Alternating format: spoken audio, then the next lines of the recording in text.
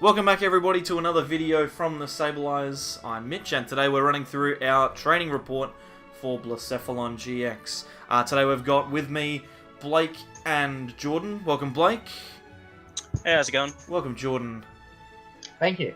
No worries. If you enjoyed the content today, give it a like, give us a subscribe, do what you need to do to enjoy your life. Anyway, let's get started. Blacephalon GX we've been testing a lot this week. It's got a couple of pros and a couple of cons, not as many as the other deck that we looked at, Soglo and Ninetales, but it's a lot simpler to describe. Jordan, why don't you run us through it? Yeah, so as you were just saying, less pros and cons is a result of the deck having fairly balanced matchups overall. It doesn't really have anything that a hard loses to, and it's obviously got a lot of fairly close matchups. It's just a fast and consistent deck. It does what it needs to do fairly consistently, as the simple game plan explains there. Yeah, and for sure. Realistically, its only weakness is that Sceptile down in the bottom corner there. Yeah, for sure. So, like Jordan said, balanced matchups. It's got a super simple game plan, and Blacephalon has consistent high damage output. You're always going to be able to attack for a relatively high number. It depends on just how high that number is sometimes. But one of the massive pros, and Blake, I'm sure you'll be able to talk to this, Naganadel is an underappreciated card in this deck. I tell you what, when the set was when we didn't quite have all the set yet and we were just proxying stuff, I thought Alola Ninetales and Ditto were the number 1 and 2 spots. But right now, now that I've got a hold of the cards and I'm playing more and more of all the cards, I feel like Naganadel's also in contention for the best card in the set as well. It's just so good. It's so versatile. It's got lots of options, doesn't it? Because I mean, turning point for 80 on a regular turn, 80 damage is perfectly fine, and you saw it a couple of times during our games that we played. If you start a Poipole and attach to it, evolve into Naganadel, you can be doing 80 damage turn 1, which is enough to knock out almost every basic that will evolve into something meaningful in the game. And then on that 3 Pyres turn, being able to do 160 or 190 if you've got the choice band, it's really big. And for a 1 prize attacker that has 130 HP, it supports, it attacks, it does everything. It's got everything that you want. Most importantly, accelerate energy. Yes, 100%. Some cons for Blacephalon. I feel like it's really important that if you go second, you really have to start Blacephalon. If you start anything else when you're going second, it makes it really awkward because you have to use what's Poipole's attack called again? I can't remember. Poipole's attack, where you look at your prizes. Eye-opener. Eye opener is sub-optimal play, and you start to fall behind. It's not the end of the world, but if you start with a Blacephalon going second, it's obviously going to be a lot better. One of the other big problems that it has, apart from Sceptile, which we'll talk about in a minute, it's quite fragile. 180 HP is not hard to do. It's not hard to hit 180, and there's lots of decks that can do it. So, every now and then you're just going to find that your Blacephalons get killed without doing anything. That in itself isn't a massive deal, because once the Blacephalon's knocked out, you're on Beast Ring. But if you miss that Beast Ring, yeah, no, it's not happening. Nope. Yeah, that's the potential for the deck to fall apart. Is if you miss Beast Ring on Beast Ring turn and they can skip it, and they can just close out the game real easy. Yeah, for with sure. That much opposition. 100%. But on the opposite side, I mean, if you lose a Blacephalon early and then happen to get a couple of Beast Rings off, then suddenly you're well in front, and it makes it a much more interesting matchup, Oh yeah, I'm always hoping that they kill my Blacephalon after my first Mind Blown, because I think the deck's better after obviously when you're in Beast Ring. It's just so easy, you can hit any number you want. Yeah, for sure, 100%. And it's just exciting to be able to rip so many energy out of the deck. You can comfortably play 3 Beast Ring a turn if you've got them and know that energy is in there, and then that's all damage that you can output, which is fantastic. Yeah. Jordan, you mentioned it before, that baby Sceptile, it's a bit of a pain. That's for sure. I think there's definitely ways around it, and it's one of the worst cards to come up against, but it's certainly not a complete auto loss. There's lots of cards you can put in, and you can also just outspeed Sceptile because, as we've been saying, this deck is super fast and it can take. It can usually take at least one prize a turn, if not more. Yeah, for So, sure. Well, we'll talk more about Yeah. about Sceptile a little later on in a bit more detail. But for now, we'll just move across to Blake. Blake, you've got a couple of cards here on your slide. Why don't you walk us through them? Yeah, so like the biggest debate with this deck, most of it's pretty like clear cut as you're going to build it, but like the big contention is like, what counts do you play? Like, what's the majority count? Do you opt to play Hala at all, or do you max out on Sightseer, or do you prefer Cynthia? Personally, in my testing, Sightseer is in its prime in this deck, because it has the best energy with this deck out of any other decks in the format. So Sightseer is at its best here. So you'd think it'd be a 4 of, but I still think even if it's really good in this deck, it's still only a 3 of because at the end of the day, you really need to be drawing the most cards possible when you're going into B-string turns and stuff like that. So just because you can ditch energy doesn't make it better than Cynthia all of the time. 100%. And I personally feel like Hala is a better play, but I think Hala is only a better play when we start talking about the stuff that's on the second half of your slide. If you're playing Zeb Striker with Ditto, or maybe even a Blitzel like I played later in the week, if you're playing Zeb Striker, then I think Hala is the better play than Sightseer, just because Zeb Striker kind of achieves the same thing that Sightseer does, but also gives you extra cards. I don't think there's ever a time you're going to be unhappy to Hala and then Zeb Striker down the line. And it means that with Heat Factory in play, you could potentially see 14 cards in a turn. Like, if you really wanted to, and the cards fell in the right way, you could see 14 cards, which is that's huge, especially Even when more you're if you searching. play the Marshadow. Yeah, that's true, and especially when you're searching for B strings, that one turn to be able to just explode and draw so many cards to get them, it's really quite interesting, and I think it's quite important for it. Yeah, and like Hala is like really good, but the thing I found when I was testing was that Hala is exceptional when it works, but it's just awful. It's the worst thing to shuffle draw 4 if it's not through a Marshadow and your opponent isn't doing it with you. And I also found that due to the nature of the ball cards that we run in the deck, that it's not usually till mid to late game that the Zeb Striker comes out. So it's not thinning the fire energy as effective as Sightseer would in the early game, which is when I tend to want to do it.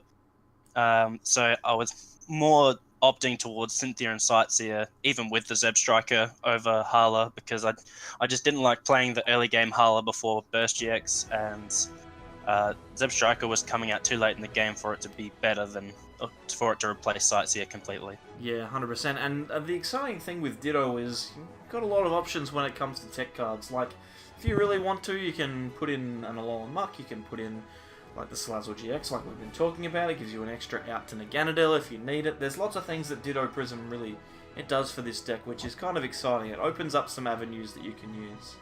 Yeah, it's a really exciting card that opens up a lot of alternatives and text to like every deck this format, which is why it's such a good card. Yeah, for sure.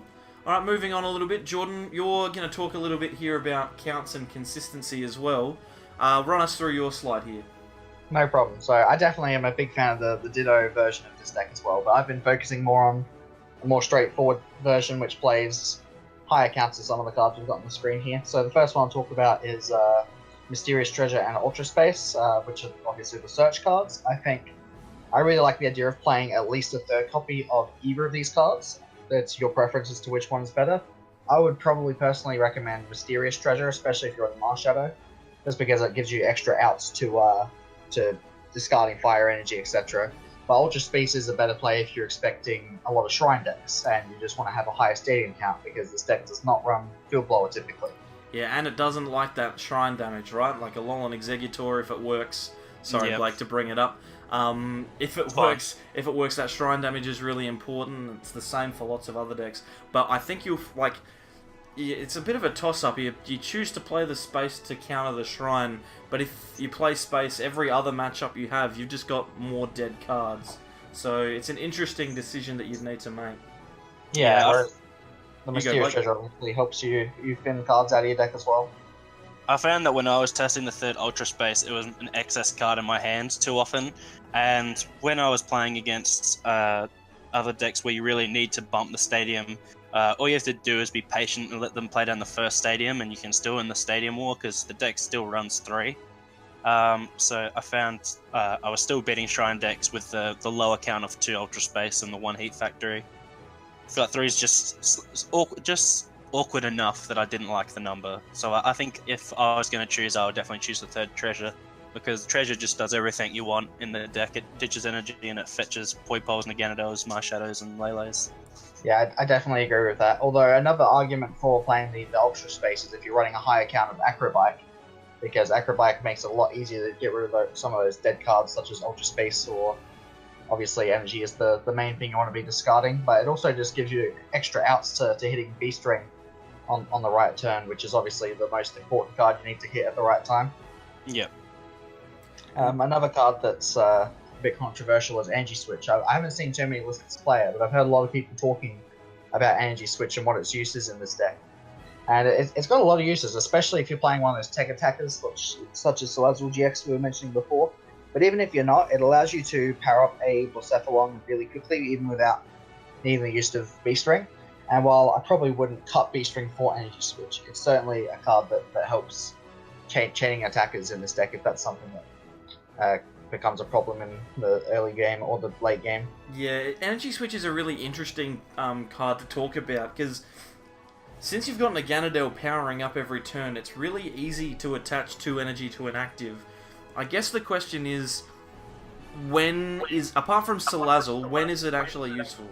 I think that's the critical question to ask. It's a good card to be aware of, and to know that it could play it. The likelihood's pretty low, but it's something that let's put it this way: I wouldn't be surprised if I sat down on a Blacephalon deck played Energy Switch.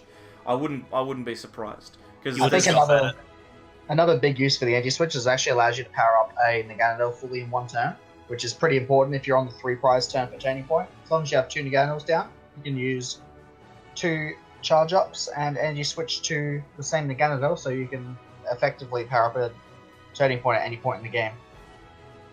Yeah, I don't mind it, but I find that Energy Switch is a card that either it's like a get out of jail card. I feel like if you miss an attachment early game, it can bail you out with Naganadel in like a later turn, or if you haven't mapped out your attacks properly and you don't have enough energy on the Naganadels, like you mentioned. I feel like it's really easy to negate the need of Energy Switch by just playing around your attacks and mapping them out properly. Yeah, that's fair enough. I think the interesting thing about Energy Switch is it also kind of helps mitigate that first turn if you've got a bad attachment and you're wanting to retreat or whatever it is. But that's probably part of the reason, Jordan, why you've got Escape Rope up there as well. That might be an option to consider going forward as well. Yeah, I think the main use for Escape Rope is, as we were saying earlier, the Blacephalon going second. If you don't open it, that is quite a big problem. So if you're playing a couple copies of Escape Rope, then that makes it a lot easier for you to make sure you get that early aggression that's super important for this deck.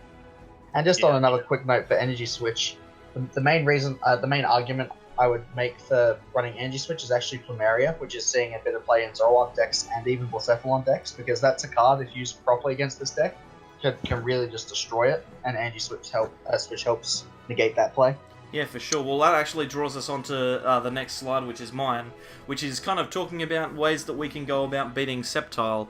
Now, we saw on Friday that sometimes you can just beat Sceptile, so the question down the bottom, does Sceptile just lose? Well, if it never comes out, it's never a problem. But when it's out, and when you've got lots of Pokemon with Grass Energy on it, it can be really awkward. There are kind of 2 avenues that I've pursued with this one. Obviously, Plumeria is an option, like Jordan was talking about before. I wouldn't be surprised to see it.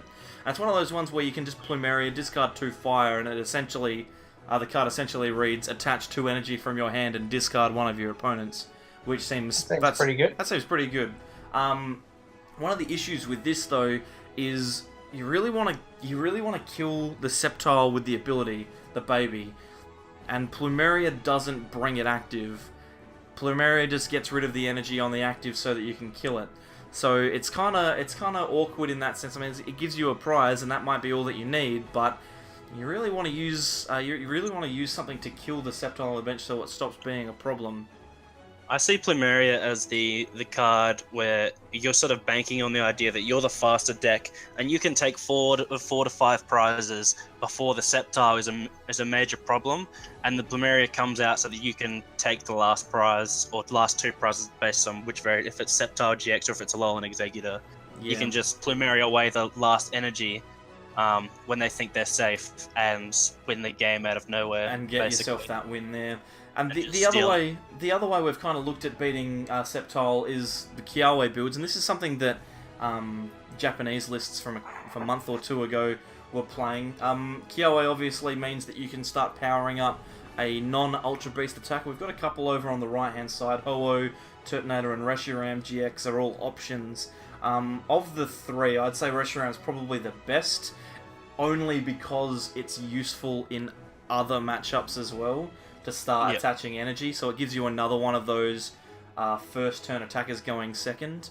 Ho-Oh and Turtonator are both potentially useful, but I feel like there's just not enough going on for them to be able to maintain stuff after a Kiawe. But, you know, Ho-Oh in itself was a good deck at the start of last season, and that was all it did, which was Kiawe. It just Kiawe to itself and attacked, so maybe that's enough. And I mean, once those 4 energy go in the bin, you can just put them back on your Naganadels anyway, so, you know, maybe it's worth doing. I think one of the best arguments for Ho-Oh is just that it has a different weakness, so if water ever becomes a big problem for this deck, then Ho-Oh offers a good strong attacker which isn't weak to water, like against Lapras or something. But the problem with playing anything other than Reshiram realistically is Ho-Oh is really bad unless you get that Kiawe, so it's a high risk card to play that realistically. Turtonator's kind of a middling option. It can kind of do some stuff, but it's only ever going to take a knockout with its second attack for 160, Bright Flame.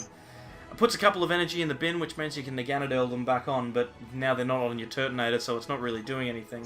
It does have... Sorry, Blake. It does have Nitro Tank, which is good, so it can just set your board up if you desperately need it, but it also means that you miss out on that opportunity to interact with your prizes with Blacephalon. So it's a bit of a trade-off. It gives you extra energy to attack with, but it means you can't just take one for free. Yeah, that was what I was just going to mention, the Nitro Tank as another cute option to power up your attackers and itself without Kiawe in this deck specifically when you ditch so many. But John, you mentioned Ho-Oh being better against Lapras decks, but Lapras pretty much always aims to do 190 anyway without weakness. So I don't know how much better Ho-Oh is than Reshiram in that case. If it's like a Suicune based one where they cap out at 150 to 180, then Ho-Oh is certainly better. But I see people even though Suicune heals itself, I see people opting more toward the Lapras build still.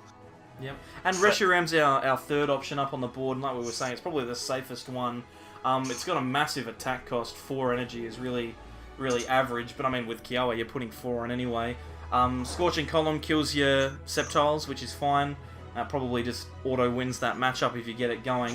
Vermilion GX is a really cool GX attack as well.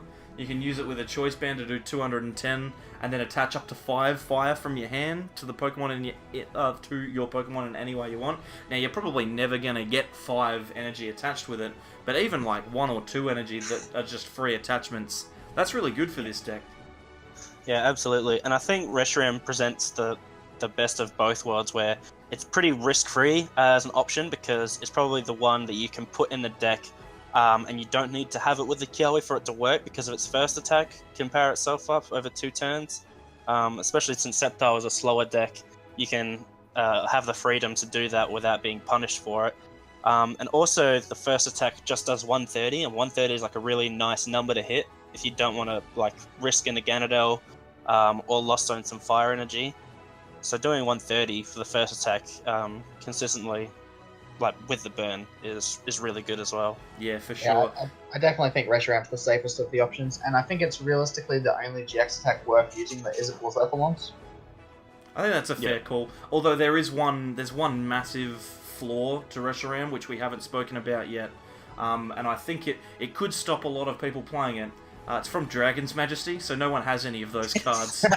Yeah, I knew you were gonna say that. Yeah, the weakest, the part that makes this card hard to play is that it's in a set that no one bought. Yeah, no one has any of them. So I mean, if you've got it, then great. But we're gonna have to go looking for them if we want to play it. Luckily, we only need to buy one card from the set, other than maybe Quagsires. Oh yeah, that's true. Anyway, Well, let's that move on. explains why it wasn't on the channel this week. Yeah, it wasn't on the channel because we literally had no copies of it, and by the time we decided to play it, it was too late to print proxies. Anyway, let's move on. Final thoughts. Same questions every week. What tier does it fit into? What meta does it shine in? And would you play it at a regional level? So Blake, we'll start to you. Where do you think it fits? Is it tier 1, tier 1.5, fabled 1.75? Whereabouts? This deck, in my mind, is tier 1. I haven't gotten around to playing any of the other the Zoro Control list, which I've been hearing hype about, but everything else I've tried has just been lacking. By comparison, I think like all the other decks that seem really strong, by comparison to this deck, have just been inconsistent. Like Lost March hasn't been consistent, but has the potential. The Malmar Giratina, super powerful, like powers itself, but still too inconsistent. So many good decks out there, but they just don't have the same level of consistency as Blacephalon does. And I think because of that reason alone, Blacephalon has to be tier 1. And not to mention that in my testing, it's just been outrageously good. Jordan, what do you think? Yeah, I think it's pretty safe to say it's tier 1 at this point. I could potentially see it dropping to tier 1.5, depending on what happens at tournaments such as Brazil. I don't think it's close, but I don't think it's quite in contention to be called the BDIF yet. But it's definitely a deck to look out for at tournaments at this point. Yeah, 100%. I agree. It's really, really good. There's some obvious knocks on it, and I can understand why some people might not be super committed to the idea that it is a good deck, and sometimes something with such a simple game plan can be looked down upon because it's simple, but I think it does what it needs to do every time it needs to do it. It's probably the most consistent deck that I've tested so far, that doesn't play Zoroark, obviously. And it does huge amounts of damage, so I see no reason why it shouldn't be in tier 1. Yeah. Jordan, what do you think? In what meta does this deck shine? Whereabouts are we seeing the best of Blacephalon? Well, I feel like Blacephalon has almost completely just replaced Rayquaza's position in the meta, where it's just a deck that you play because you feel like you're going to draw well and just beat other decks before they set up. But overall, I'd say that in terms of a meta, that Blacephalon's a good deck to go into if you don't really know what you're going to see. If you just want to go in to a fairly unknown field, you're going to have a fairly safe time with Blacephalon for the most part. Yep, for Which sure. is why with Brazil coming up and no one having played anything in this format just about yet, it's the most hyped deck. Yeah, 100%. It makes a lot of sense to play in a meta where you're not sure what you're going to see. If you're seeing lots of GXs, then Blacephalon gives you an out to them. If you're seeing lots of non-GXs, then they're probably playing a Malamar deck, which you can cover with Naganadel. If you're not sure what you're going to see, it's probably not bad. And if you're looking for something that's really simple and just really easy to play, that seems fine. If you're not worried about winning or losing in a particular tournament, just play it. It's fun. It's good fun. Last question here. Sorry, Blake, I cut you off there. I didn't actually I didn't chime in on this one, but other than just saying it's good for Brazil. But yeah. I would say that, especially after this tournament, this Brazil tournament, if people see how popular this deck is, and how poorly Sceptile base variants do, if those Sceptile variants drop off, this deck becomes even more strong, in my mind, because the one thing you're super worried about or scared of in the format disappears, then there's a chance for this deck to become oppressive in how strong it is. For sure. But yeah, I really agree. It's really good. So I guess the question is now, would you play this deck in a regional level tournament? Blake, would you play it? Yep. Jordan, would you play it? I think it's a question of if you can't beat him, join him, and at the moment it's pretty hard to beat. Yeah. So this is It's about, when this video comes out at 6 PM on a Saturday night. I played this deck today, so at League, so I would definitely take it to a tournament. But obviously there are still some thoughts about, whether people hard teching for it or not. But I'd reckon it's probably a pretty solid play if you're going into a regional tournament. Gives you a chance to win anyway. Luckily, at this stage, it looks like the only hard tech for this deck is a card that is a Stage 2 Grass type. Yeah. Which makes it pretty hard to tech in unless you're already running that Stage 2. Yeah, it's pretty awkward to just stick a 1/1 Grass Stage 2 line into anything, so...